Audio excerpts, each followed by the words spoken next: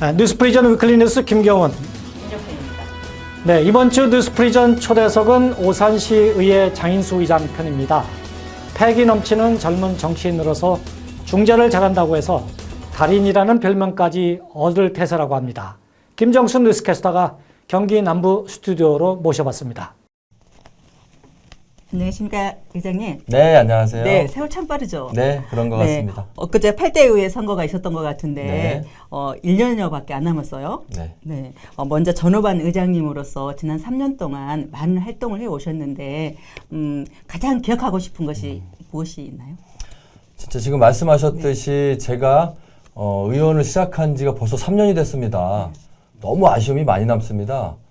그런데 이제 엎친 데 덮친 격으로 코로나19가 와가지고 저희들이 시의원의 본분은 시민들 곁에서 함께 즐거워하고 희노애락을 같이 해야 된다는 생각을 가지고 있는데요. 코로나19로 인해서 시민들하고 할 수 있는 상황이 너무 없었습니다. 근데 다행인 것은 제가 8대 의회 의장으로서 의정 방침을 소통하고 봉사하고 일 잘하는 의회로 만들었었습니다. 그래서 코로나가 오기 바로 직전에 참 다행히도 2019년도에 1년 동안 시의원들 전원하고 같이요. 한 달에 한 번 시민들 사이에서 봉사활동을 진행했었습니다. 이 일들이 코로나하고 상관없는 시민들의 찾아가서 하는 봉사활동을 시의원의 본분을 지키지 않았나라는 활동으로 지난 3년 동안 가장 기억에 남고 잘했다라는 의정활동으로 자평하고 있습니다. 그렇다면 남은 1년 동안 해야 할 과제도 있을 것 같아요?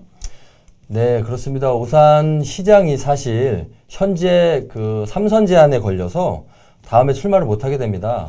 그렇기 때문에 남은 1년 동안은 너무 중요한 시기이거든요.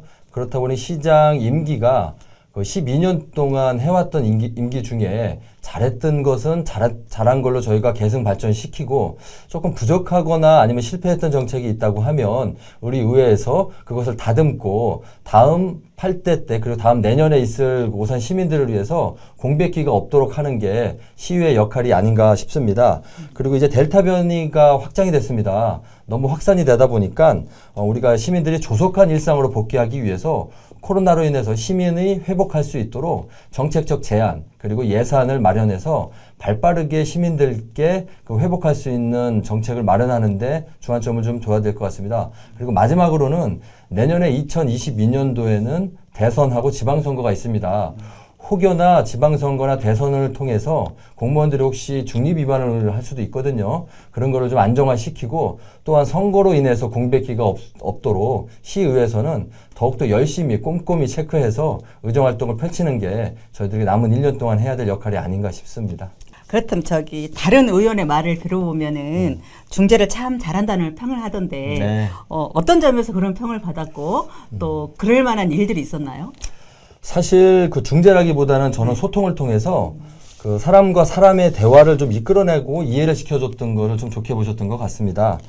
모든 현안하고 사업에는 가위로 딱 자르듯이 정답하고 오답이 없거든요. 그러다 보니까 저는 역지사지라는 생각으로 시의원들 간에 뭐 현안에 문제가 있고 조금 이견이 생겼을 시에는 충분히 들어보고 정답이 아니기 때문에 이분의 의견이 맞습니다라는 걸 충분히 설득하고 이해를 시키는 작업을 했습니다. 그리고 의원들 간이 아닌 집행부인 공무원하고 시의원 간에도요. 정답이 아닌 시의원의 입장, 공무원의 입장이 서로가 다른데 그걸 충분히 들어주고 공무원이 만약에 입장이 맞다고 하면 저희들이 솔직히 인정을 하고 시의원들의 잘못된 부분을 용기 있게 인정을 하고 그 공무원들의 방침을 따라주는 것 또한 이 소통으로 보지 않았나 싶고 그렇게 얘기해 주신 의원님께 진심으로 감사를 드리고 앞으로도 이 응원을 힘받아서 더 이 정신을 받들어서 더 소통하도록 노력하도록 하겠습니다.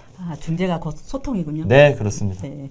코로나 때문에 조금 전에 언급했듯이 코로나 때문에 시민들의 일상이 많이 힘들잖아요. 네, 근데 오산시 차원에서 의회 차원에서 어떤 대응을 했고 또 그동안의 평가를 하신다면? 사실 이 코로나는 진짜 일대일생에 처음 있는 위기 상황이었습니다. 그러다 보니까 저희는 모든 의정 활동과 정치 행위를 코로나에 맞춰 있었었는데요. 거기에도 발빠르게 오산시의회에서는요. 오산시의회 역대 처음으로 원포인트 본회의를 열 만큼 저희들이 그런 그 적재적소에 맞는 정책을 폈고요. 예를 들자면 2020년도에 재난지원금을 지급하기 위해서 원포인트로 재난지원금 지원에 관한 조례를 제정하고 전 시민에 대해서 재난지원금을 지원하게 되었습니다. 그리고 올해 2021년 2월에는 긴급 재난지원금을 지원하기 위해서 소상공인 그리고 특수고용자, 운수업계 등 코로나로 피해를 입은 분들에 대해서 저희가 핀셋 지원을 하는 정책을 펴서 집행부하고 의회가 이견이 없는 저희가 원샷으로 본회의를 열어서 그 소상공인에 대한 대책을 마련하고 지원하는데 저희가 노력을 했습니다. 그렇군요. 어쨌든 코로나19라는 게 빨리 지나갔으면 좋겠습니다. 네. 네. 자, 의장님의 정치 철학이 무엇이고 그것이 시민들에게 어떤 도움을 줄 수 있을까요? 사실 제 개인적으로는 정치 철학은 정치는 봉사라고 생각을 합니다. 그리고 제 사무실에 가서 제 방에 가서 보시면 제 방에 늘 처음처럼이라는 문구를 새겨 놓았습니다. 그것은 제가 시의원이 되기 전에 있었던 마음을 잃으면 안 된다라는 생각으로 제가 그 문구를 지금 새겨놓고선 다짐을 하고 있는데요. 의정활동과 정치를 통해서 제 개인 욕심으로 무엇을 얻으려고 하는 것보다는 제가 시민들께 돌려주고 정책을 피는 데 주안점을 줬습니다. 그리고 잠깐 시민들한테 지금에 있는 시의원의 자리 그리고 시의회 의장으로서의 자리를 빌려 쓴다라는 생각을 가지고 있습니다. 언제든지 시민으로 돌아갈 수 있다는 생각을 가지고 있기 때문에 주어진 시기 동안 저희가 열심히 의정으로 활동을 해야 되는 게 제 정치 철학이라고 생각을 하고요. 언제든 시민으로 돌아갈 수 있다는 생각을 가지고 있다고 보면 시민들과 집행부 공무원, 의원들과 사이에서 양보할 수 있고 배려할 수 있는 그런 마음이 생길 거라고 생각을 하고 있습니다. 그게 참 쉽고도 어려운 문제인 것 같습니다. 네. 내년도 지방선거에 대해 자천타천 하마평이 오르내리고 있는데요. 의장님 생각을 직접 듣고 싶습니다. 사실 개인적으로 제가 느끼는 정치의 3요소가 그 구도, 이슈, 후보라고 생각을 합니다. 그런데 아까 말씀드렸듯이 오산시장께서 3선 제한이 걸려서 그 다음에 시장을 도전하지 못합니다. 시장께서 12년 동안 시정을 펼치는 동안 저는 개인적으로 8년을 우리 시의원으로서 시의회 의장으로서 함께 시정을 펼치고 함께 정책을 펼쳐왔습니다. 그러다 보니 자연스럽게 시민들께서는 이미 준비되어 있고 이미 시장과 함께 정책을 펴왔기 때문에 시민들이 그런 말씀을 해주시는 것 같고요. 또한 오산시 평균 연령이 37.7세입니다.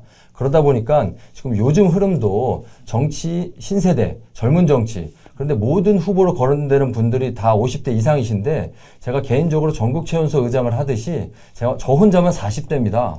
그러다 보니 주변에서 시민들께서는 젊은 청년 정치고 청년 정치인이 경력도 있고 그 다음에 경험도 있기 때문에 자연스럽게 후보군을 올려주지 않았나 싶습니다. 그런데 자만하지 않고요. 그 자리는 시민들께서 세워주셔야 하기 때문에 저는 어떤 자리에서 쓰임이 있을 때 쓰임을 하도록 준비를 철저히 하려고 합니다. 그 시의회 의장으로서 열심히 하는 것만이 지금 시민들한테 돌려드리는 의정활동이라고 생각을 하고 있습니다. 오산시가 내년도 이후에 어떻게 바뀌었으면 좋겠습니까? 사실 내년에 선거하고 맞물리긴 하지만 모든 정책과 도시의 발전은 그걸 지시하고 지휘하는 수장에 있다고 봅니다. 그런데 제가 생각하는 오산시는 이제 AI가 이제 발전이 되고 4차 산업혁명 시대에 중요 도시가 될 거라고 생각을 합니다. 교육도시로서의 명목을 지켜야 되기 때문에 오산시에서도 교육도시 오산의 패러다임의 변화가 좀 필요할 것 같고요. 도시환경에 대한 변화가 좀 필요할 거라고 생각을 합니다. 내년 이후에 바뀌는 건 우선 좋은 정치인, 지도할 수 있는 똑똑한 공부하는 시민들께서 정치인들, 그 다음에 일꾼들을 뽑아주셔야지만 도시개발이 있을 수 있다고 생각을 합니다. 그러니까 여러분들께서 참 좋은 정치활동을 하기 위해서는 선거에 참여하시고 좋은 정치인들을 구별하셔서 정당과 상관없는 똑똑하고 올바른 정치인들을 뽑아주시는 게 오산 도시의 발전을 이루는데 큰 도움이라고 생각을 하고 있습니다. 그렇군요. 또 정치하려는 분들은 모두 시민들에 위해서 나왔다고들 하죠. 네, 그렇습니다. 그런데 그렇지 못한 경우들도 종종 있다고 생각하는 시민들도 있습니다. 네. 이를 극복하기에 의장님의 신의 한 수가 있다면요? 사실 제가 어느 행사에서든 아니면은 어느 공무원들 그리고 시민들께 얘기를 할 때 항상 이런 얘기를 합니다. 정치꾼은 다음 선거를 준비하고 정치인은 다음 세대를 준비한다라는 생각을 갖고 있습니다. 이것은 돌려서 이야기하면 욕심을 좀 버려야 된다고 생각합니다. 눈앞에 보이는 바로 보이는 떡, 맛있는 걸 먹기 위해서 정책도 우리가 포퓰리즘 정책을 펴고 시민들한테 입맛에 좋은 이야기만 한다고 하면 정말 좋은 평가를 못 받을 것 같은데요. 당장의 표심을 의식하지 않고 다음 세대를 위해서 제가 시의원을 하지 않아도 다음번에 들어오는 시의원들이 와서 편안하게 일할 수 있는 자리를 만들어 놓는다고 하면 그 일만으로도 시의원의 본분으로 시민들이 다 알아줄 거라고 생각합니다. 그것 또한 당장은 안아주지 않더라도 제가 시의원이 하지 않고 다음번에 시의원들이 하고 다음 세대가 왔을 때 그 당시 시의원이었던 장인수가 이런 정치를 폈구나라는 거를 알아주신다면 그때 가서는 제가 열심히 했다는 게 인정되는 거기 때문에 지금 욕심내지 않고 배려한다면 그것만으로도 저는 시민들께 큰 도움이고 큰 효과고 희망이라고 생각을 하고 있습니다. 아, 그렇군요. 근데 이제 번외 질문일 수도 있는데요. 네. 최근에 학위를 취득했다는 좋은 소식이 들리는데 맞나요? 네, 그렇습니다. 네. 사실 처음에 제가 이번에 교육학 박사학위를 취득을 했습니다. 처음에 7대 초선의원 때부터 제가 시작을 했는데요. 하게 된 이유가 저희가 정치를 하다 보니까 교육을 알게 됐습니다. 교육도시호선에 교육을 알게 되다 보니 교육을 전문적으로 알고 공부해야 되겠다라고 해서 박사학위를 도전을 했고 또 운이 좋게 이번에 그 박사학위를 취득하게 됐습니다. 그러다 보니까 이 받은 박사 학위를 시민들께 어떻게 돌려드려야 되냐 하는 제가 고민을 하고 있고요. 그 공부 또한 의정활동의 일환이라고 보고 있습니다. 저희도 정치인도 늘 공부를 하고 노력을 해야지만 시민들께 인정받고 저희가 올바른 정치를 펼 수 있다고 생각을 합니다. 주경 내덕을 하셨군요. 네, 그렇습니다. 뭐 젊은 도시 오산에 꼭 맞는 교육학 박사인 것 같은데요. 네. 앞으로 박사님이라고 불러야 되나요?